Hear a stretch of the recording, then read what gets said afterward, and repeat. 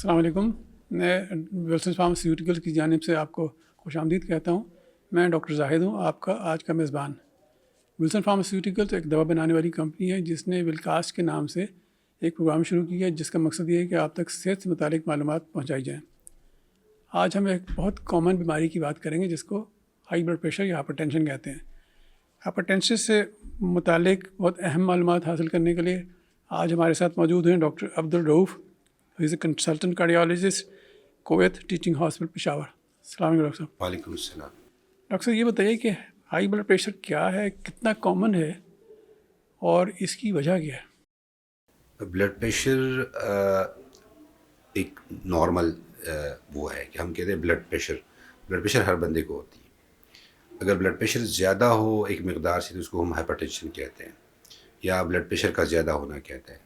اور آج کل جو ہمارے لیے کٹ اپ ویلیو ہے وہ ہے اگر کسی کا بلڈ پریشر 130 اور 140 کے درمیان سسٹولک ہو اوپر والا، اور نیچے جو ہے وہ 80 سے لے کر 90 تک کے درمیان ہو، اس کو ہم بلڈ پریشر کہتے ہیں. پچھلے ایک رولز تھا کہ آپ کی جتنی ایج ہوگی اس ایج کے ساتھ آپ 100 ایڈ کرتے ہیں، اتنا بلڈ پریشر آپ کا نارمل ہے. سو یہ میتھ جو ہے یہ غلط ہے، اور آج کل وہی یہ نئی ڈیفینیشن ہے. کتنا زیادہ ہے تو یہ اس کو آپ ایک پاکستان کے لیول پہ کہنا مناسب اس لیے نہیں ہوگا کہ ہمارے اپنی کوئی رجسٹری نہیں ہے.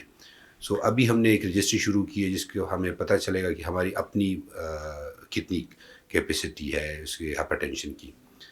جہاں تک باہر ملکوں کی بات ہے تو 40% امریکہ میں ہے لوگوں میں، اور ہم ایکسپیکٹ کرتے ہیں کہ ہمارا اس سے تھوڑا زیادہ ہو. زیادہ ہی ہوگا.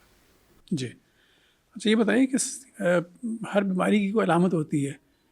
گلے میں درد ہو، بخار ہو، آدمی کہتے ہیں ٹونسلائٹس ہو گیا، ٹونسل کی انفلمیشن ہو گئی. کیا بلڈ پریشر کی بھی کوئی ایسی اسپیسیفک علامات ہیں جس سے ہم ڈائگنوز کر سکیں؟ بلڈ پریشر کی ایسی اسپیسیفک علامات نہیں ہے جس کو ہم کہہ سکیں کہ جس طرح ہم کہتے ہیں کہ کسی کو چیسٹ پین ہو، ٹپیکل چیسٹ پین ہو تو اس سے اندازہ ہوتا ہے کہ اس میں کارڈک ہو سکتا ہے، یا کسی کو معدے کی جو پرابلم ہے اس کی کچھ علامات ہوتی ہے. بلڈ پریشر کی عام لوگ جب پریزنٹ کرتے ہیں کہتے ہیں ہمیں سر میں درد ہے، غصہ بہت آتا ہے. یہ وہ علامات ہے لیکن اسپیسیفک نہیں، آپ نہیں کہہ سکتے. بہت سے لوگ ہیں غصہ آتا ہے، سر میں درد ہے، بلڈ پریشر اس کا نارمل ہوتا ہے. اس کو اسی وجہ سے نام دیا گیا ہے سائلنٹ کلر کا. میں ہمیشہ مریضوں کو ایک بات بتاتا ہوں کہ جب یہ سمپٹومیٹک ہوتا ہے، مطلب علامات اس میں آتی ہیں، تو علامات اس کی کمپلیکیشنز کی آتی ہیں، سٹروک کی آتی ہیں، ہارٹ اٹیک کی آتی ہیں. سو اس کو اس لیے خاموش قاتل کہا گیا ہے کہ اس کی اسپیسیفک علامات نہیں ہے. اس کا مطلب یہ ہے کہ وہ شخص جس کو پتہ نہیں کہ اس کا بلڈ پریشر ہے اور 40-45 سے زیادہ عمر سے زیادہ ہے، تو کیا اس کو بھی بلڈ پریشر چیک کروانا چاہیے؟ یہ عمر بات تو آپ نے بالکل ٹھیک کی، لیکن عمر تھوڑی زیادہ بتا دی، 40-45. جی. ہمارا میں ہمیشہ کہتا ہوں، ہم نے ایک 3 سال پہلے اسٹڈی کی اسکولس کے لیول پہ ہائپر ٹینشن دیکھا ہم نے اسکولس کے 9th 10th اور فرسٹ ایئر سیکنڈ ایئر کے کلاسز میں.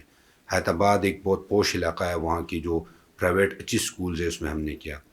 آپ حیران رہیں گے کہ 33% لوگوں میں ہائپر ٹینشن تھی. جو ہائپر ٹینشن کی ڈیفینیشن ہے 33% تھی. سو ایک پائلٹ اسٹڈی تھی. تو میرا تو اپنا یہ خیال ہے کہ 18 ایئرس کے بعد everyone should have check their blood pressure. Doctor صاحب بالکل آپ نے صحیح کہا. ایک زمانے میں ہائپر ٹینشن کو بزرگوں کی بیماری کہا جاتا تھا، اب اس کی ایج کم سے کم ہوتی چلی جا رہی ہے. اس کی وجہ کیا ہے؟ ایک تو بلڈ پریشر کو سمجھنا چاہیے. ایک ہم اس کو کہتے ہیں دو قسم ہے. اس کو پرائمری ہائپر ٹینشن کہتے ہیں، ایک ہم سیکنڈری. پرائمری وہ ہائپر ٹینشن ہے جس کی کوئی خاص معقول وجہ نہ ہو، اور یہ 90 سے لے کر 95% لوگوں میں ہے. 5 سے 10% لوگوں میں وجوہات ہوتی ہیں، سیکنڈری کازز ہوتی ہیں. سو اس کے لیے رولز یہ ہیں کہ 30 ایئرس سے کم لوگوں میں ہے تو you have to look for the secondary causes. کا آپ نے جو سیکنڈری کازز ہے وہ ڈھونڈنی ہے. فیملی ہسٹریز میں بہت امپورٹنٹ ہے. جن لوگوں کی فیملیز میں یہ چل رہی ہیں ان میں ہائپر ٹینشن ہوتی ہے. اور باقی ایک اور امپورٹنٹ چیز جو ہے وہ سٹریس کا فیکٹر جو ہے. سو سٹریس ہمارا ارلی لیول پہ کافی زیادہ ہو گیا. So stress can lead to hypertension. So one of the reason is stress. تو اسٹریس کو مینیج کرنے کے لیے کوئی آپ مشورہ دیتے ہیں؟ بہت آسان ہے. جی.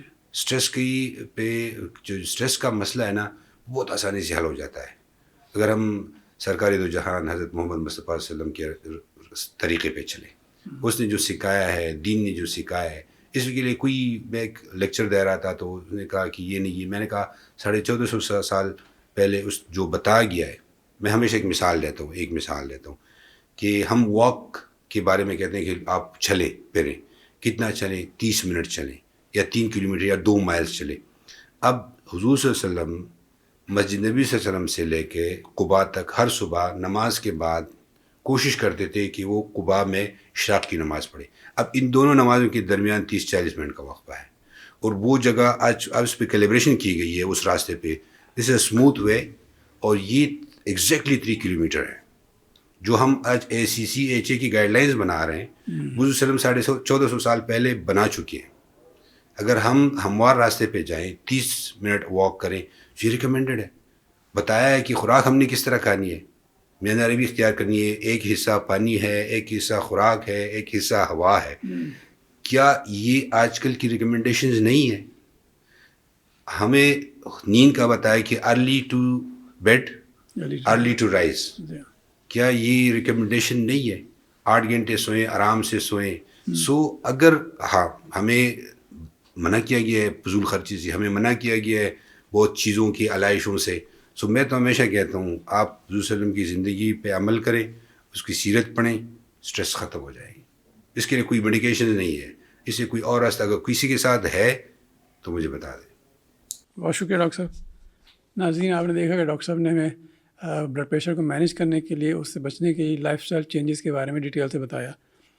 ہمیں امید ہے کہ آپ اس پر عمل کر کے ایک اچھی ہیلدی لائف اسٹائل گزارنے کے قابل ہو سکیں گے. اجازت چاہتے ہیں. شکریہ. السلام علیکم.